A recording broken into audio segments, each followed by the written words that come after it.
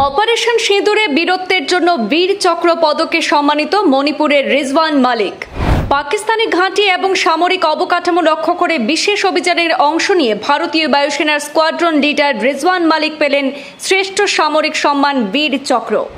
আপনার সাহসিকতা মণিপুরকে গর্বে ভরিয়ে দিয়েছে, টুইটে লিখে অভিনন্দন জানিয়েছেন মণিপুরের প্রাক্তন মুখ্যমন্ত্রী এন বীরেন সিং।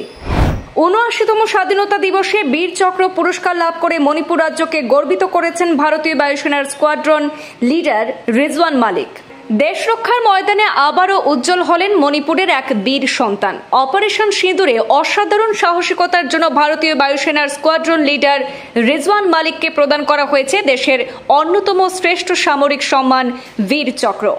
মণিপুরের ক্যাকহু গ্রামের বাসিন্দা আলহাজ হাফিজ উদ্দিন এবং আলহাজান ওয়াহিদা রহমানের সন্তান রিজওয়ান মালিক। সাহসী এই সেনা অফিসার অপারেশন সিঁদুরে পাকিস্তানি ঘাঁটি এবং সামরিক অবকাঠামো লক্ষ্য করে সফল আঘাত হেনে ভারতীয় বায়ুসেনার সুনামকে আরও সমুন্নত করেছেন।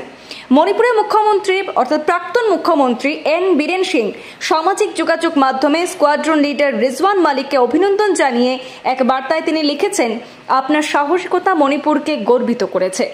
মণিপুরের কেকহু গ্রামের গর্বের সন্তান স্কোয়াড্রন লিডার রিজওয়ান মালিককে অপারেশন সিঁদুরের অসাধারণ বীরত্ব প্রদর্শনের জন্য ভারতের অন্যতম শ্রেষ্ঠ সামরিক সম্মান বীর চক্র পুরস্কারে ভূষিত করা হয়েছে।